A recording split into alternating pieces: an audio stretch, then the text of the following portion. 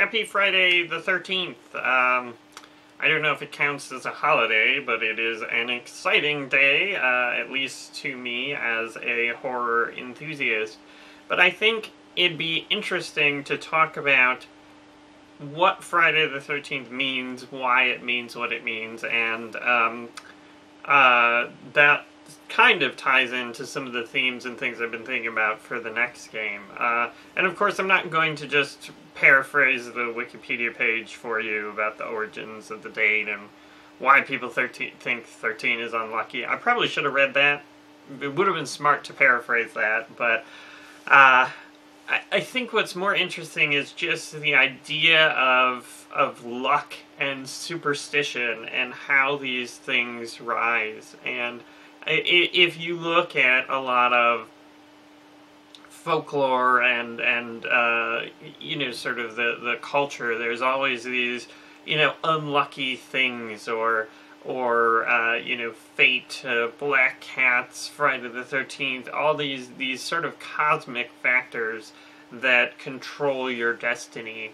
And certainly there's some, you know, manifestations of these horrible, evil things going on, like, you know, vampires and werewolves, and every culture has their own ideas of what these monsters are like and how they behave. And like the Native Americans have the Wendigo, I think, probably, maybe, something like that. And I think that's all very interesting, but I think to some extent a lot of the purposes of these things are to give meaning to the things that we can't understand. And I think in everyone's life there's things, bad things that happen, and it's tough to find meaning in them. And certainly, you know, if you're a religious person, I think that's a difficult question for a lot of religions to answer. You know, why do bad things happen to good people? I am a religious person, but I don't know if I've encountered a good answer to that question that really feels, you know, makes me feel satisfied. Like, oh, now I understand why I endured, you know, years of misery with depression, because reasons. And certainly, you know, I think in my own personal experience, I tried to give that experience of suffering meaning by making Neverending Nightmares and hopefully helping people who struggle with mental illness and things. And so I hope that I've, you know, given it meaning to other people. I've, you know, taken a negative and turned it into positive. And you know, that at least to me is the best way to put that suffering in perspective, give it meaning, and sort of comprehend why I endured the purpose of it. Because, I mean, really, there is no purpose that I can see other than the meaning I give it myself. So anyway, but I think there's a lot of events, a lot of things that happen, and people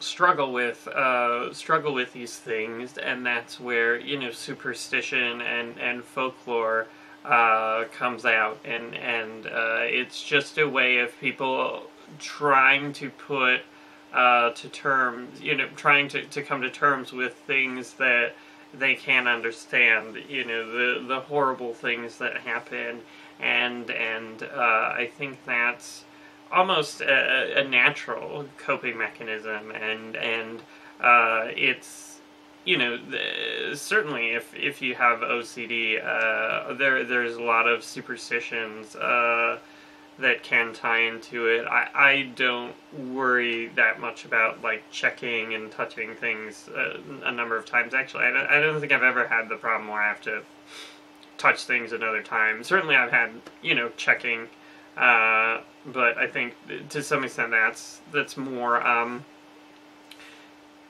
reasonable. I mean, like, you really don't want to leave the stove running all night or whatever.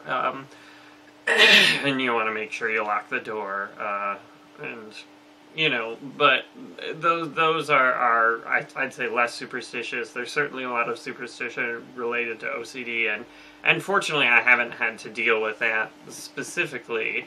But I think superstition, again, it's really trying to give meaning to this sort of cosmic events and the things that are totally outside of your control. And to some extent, I think that's the scariest thing. Well, I mean, certainly I have lots of fears, but you know, the thought that things are outside of my control, that things can happen to me and my loved ones, and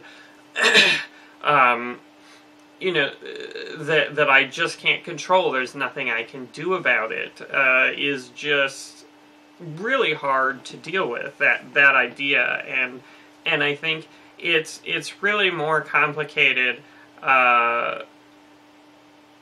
you know, because I like to think in my mind that I can, and there are things you could do, and if only I would have played, you know, things out differently, and, you know, the butterfly effect, you know, if I had started a butterfly flying on the other side of the world, then maybe I wouldn't have this problem. But obviously that's not realistic, and I can't remotely control butterflies on the other side of the world. But anyway, I just thought it would be interesting to reflect on Friday the 13th about superstitions and why I feel like they're you know, I think that they're important, and you know, I'm not a very superstitious person. I'm planning on watching, you know, Friday the 13th movies with my wife this evening. I don't foresee anything, you know, terrible happening today. You know, obviously I'll keep my fingers crossed, but I think, you know, the idea that you're completely powerless to shape your own destiny, to control fate, and obviously you're not completely powerless, but there's just so many things outside your control, and I think that's a very tough thing to come to terms with. And I think that's, you know, something like Friday the 13th and all these other superstitions, I think they help people cope with the uncontrollable, and find an effective way to understand and deal with it. So anyway, I hope you have a very great Friday the 13th, and thanks for watching.